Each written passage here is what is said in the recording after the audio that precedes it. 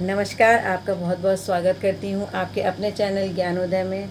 और कैसे हैं आप सभी लोग। आशा करती हूँ आप सभी लोग अच्छे से अपनी स्टडी कर रहे होंगे और ज़्यादा से ज़्यादा प्रयास कर रहे होंगे कि आपकी जो परीक्षा है उसकी तैयारी आप इस टाइम में अच्छे से कर सकें। तो इसी तरह से आप लगे रहिए। तो जैसा कि आप सब लोग जानते हैं कि हमने रीतिकाल कंप्लीट कर लिया है। अभी तक मैंने आपको आदिकाल, भक्तिकाल और आधुनिक काल के आदिकाल, भक्तिकाल और रीतिकाल के टॉपिक्स मैंने कंप्लीट करवा दिए हैं। प्लेलिस्ट तैयार हो गई हैं सभी की, आप देख सकते हैं एक एक करके और सब पर अध्ययन कर सकते हैं। ठीक है, नोट्स की जानकारी आपको मेरे टेलीग्राम ग्रुप पर जाने पर ही मिलेगी। तो आप जो है टेलीग्राम ग्रुप ज्वाइन कर सकते हैं मेरे कमेंट बॉक्स में जाकर या फिर मेरे डिस्क्रिप्शन बॉक्स में जाकर उसका लिंक देख सकते हैं। तो आज जो है अब इस समय जो है मैंने एक वीडियो आपका आधुनिक काल का जो है वो दे दिया है और आधुनिक काल की शुरुआत हो चुकी है। आधुनिक काल के विषय में कुछ महत्वपूर्ण तथ्य थे जो मैंने आपको पिछले वीडियो में अपने बताए थे। इसके अलावा 3 वीडियो मेरे जो पुराने ओल्ड वीडियोज़ हैं उसमें आप देख सकते हैं आधुनिक काल यानी भारतेंदु युग।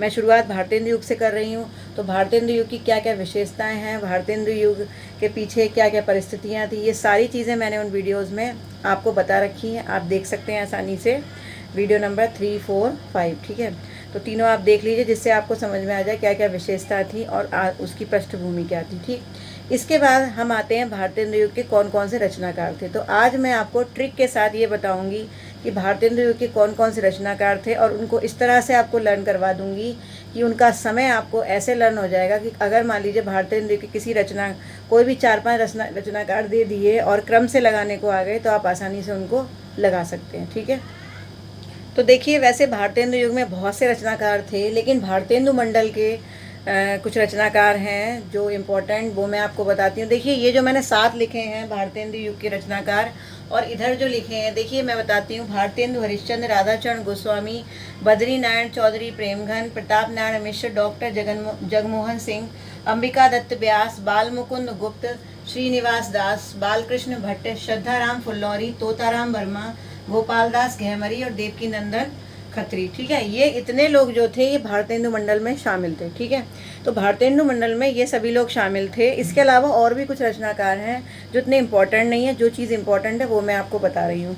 तो इनकी जो इधर से जो है ये इनकी इतना जो है कालक्रम नहीं पूछा जाता। जन्मकाल जो इम्पोर्टेंट है, जो बहुत ही ज़्यादा महत्व रखते हैं, महत्व सभी रखते हैं, लेकिन ये है कि अगर आपको ये लर्न हो गए ये मेन इनका जन्म काल, तो आपको बहुत सुविधा हो जाएगी। ठीक है, तो ये 7 लोग मैंने आपको आज याद करवाने का जो है मैं मोटिव लेकर आई हूँ आज।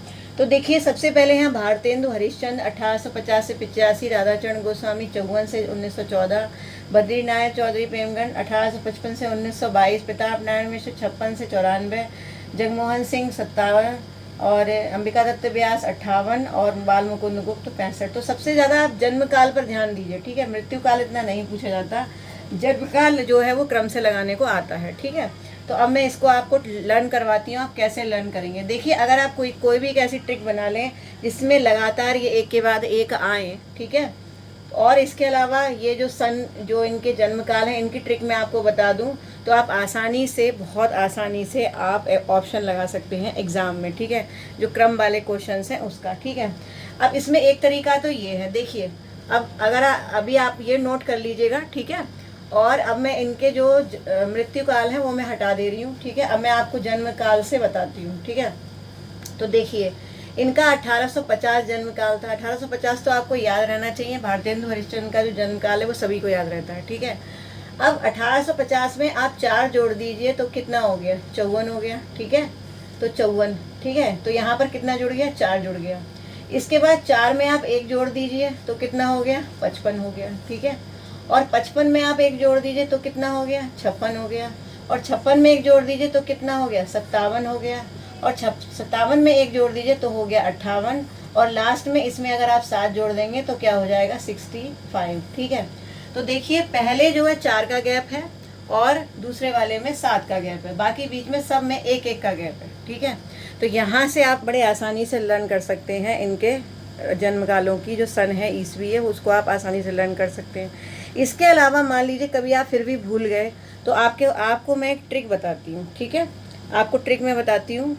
तो देखिए मेरी जो ट्रिक है वो क्या है, भागो राधा, थोड़ा सा कैमरा इधर कर देती हूँ, आपको दिख नहीं रहा है तो देखिए अब, भागो राधा बादल प्रेत जागे, भागो राधा बादल प्रेत जागे, अम्बा आई बाल बना के। ठीक है, अब देखिए क्या हुआ कि अचानक से बादल छाने लगे। ठीक है, और जब बादल जो है काले काले छाने लगते हैं तो वो भूत जैसे लगते हैं, प्रेत जैसे लगते हैं, सफ़ेद सफ़ेद से होते हैं, है ना। तो एक बार क्या हुआ कि कुछ बच्चे थे, वो खेल रहे थे और अचानक से बादल जो है वो काले काले सफ़ेद सफ़ेद बादल उन्हें दिखने लगे। तो उनमें से एक बच्चा जो है वो अपने फ्रेंड से कहता है, राधा से, अपनी मित्र से कहता है कि भागो राधा, क्या कहता है, भागो राधा बादल प्रेत जागे, यानी बादल जो कि प्रेत जैसे लग रहे हैं वो अब जाग गए हैं। ठीक है, बारिश होने वाली है। तो उनके साथ की एक और उनकी मित्र थी जिसका नाम था अम्बा। ठीक है, और अम्बा किसको कहते हैं, देवी यानी दुर्गा माता को, अम्बे को कहते हैं अम्बा। ठीक है, तो एक जो उनकी मित्र थी, तो उन्होंने कहा कि मैं जो है, कैसे बादल प्रेत बनकर आएगा, मैं उसका सामना करूँगी क्योंकि मैं अम्बा हूँ। ठीक है, मैं तैयार होकर आती हूँ। तो अम्बा आई बाल बनाकर, तो इसमें आप आई को ध्यान मत रखिए, बनाकर इसको ध्यान मत रखिए। ठीक है, आपको ये वर्ड याद रखने हैं, भागो राधा बादल प्रेत जागे, अम्बा आई बाल बना के। तो बाल को आपको याद रखना है। ठीक है, तो इसमें भागो से हो गया भारतेंदु, राधा से हो गया राधाचरण गोस्वामी, बादल का मतलब बद्रीनारायण चौधरी, प्रेमघन, प्रेत का मतलब हो गया प्रताप नारायण मिश्र, जागे का मतलब जगमोहन सिंह, अम्बा का मतलब अंबिका दत्त और बाल का मतलब बाल मुकुंद गुप्त। ठीक है, तो ये ट्रिक है एक, इसमें आप आसानी से कॉन्टिन्यूसली क्रमबद्ध आपको याद रहेगा कि कौन सा जो है भारतेंदु युग के कवि का जन्मकाल जो है वो क्रमबद्ध रूप से आपको याद रहेंगे, जिससे आप आसानी से लगा सकते हैं एग्ज़ाम वगैरह में। और इसके अलावा अगर मान लीजिए कभी सन वगैरह ईस्वी पूछ ली जाती है तो उसकी भी मैंने आपको ट्रिक बता दी कि ऊपर से आप 4 जोड़िए और नीचे से आप 7 जोड़ दीजिए, बाकी बीच में एक एक का गैप है। ठीक है, तो बड़े आसानी से आप इसको पहचान सकते हैं। तो मैं आशा करती हूँ ये ट्रिक आपको पसंद आई होगी और आप आसानी से जो है भारतेंदु युग के इन प्रमुख रचनाकारों को लर्न कर सकते हैं। बाकी ये एक बार इनके नाम देख लीजिए, ये सब भारतेंदु मंडल के ही हैं। ठीक है, तो ये आपको बस पता होने चाहिए कि ये भी भारतेंदु युग के ही थे। ठीक है, बाकी जो मेन थे वो मैंने यहाँ पर बता दिए। ठीक है, तो आपको आशा करती हूँ आपको लर्न हो गया होगा। अगर चैनल पर आप नए हैं तो इसको प्लीज़ सब्सक्राइब कर लीजिए चैनल को मेरे, और जो है लगातार मुझे कमेंट कीजिए आपको मेरे वीडियोस कैसे लगते हैं। कोई अगर आपकी सलाह हो, कोई सजेशन हो तो वो भी मुझे कमेंट करके बताइए। नोट्स अगर आप पाना चाहते हैं तो नोट्स की जानकारी आपको टेलीग्राम ग्रुप पर ही मिलेगी, आप वहाँ जाकर देख सकते हैं मेरे कमेंट बॉक्स या फिर डिस्क्रिप्शन बॉक्स के लिंक पर टच करके।